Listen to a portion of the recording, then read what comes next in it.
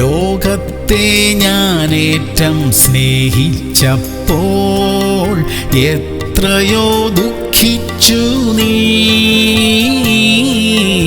എന്നിട്ടും സ്നേഹിച്ചെന്നെ.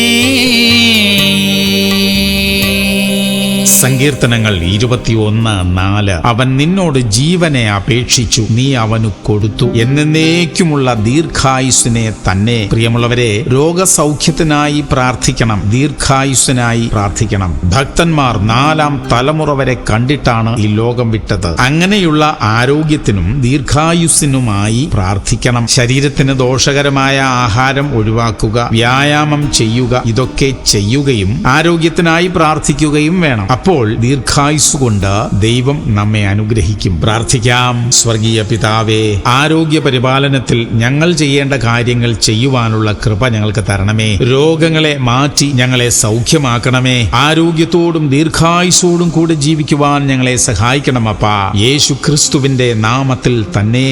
ആമേൻ, ആമേൻ, ആമേൻ.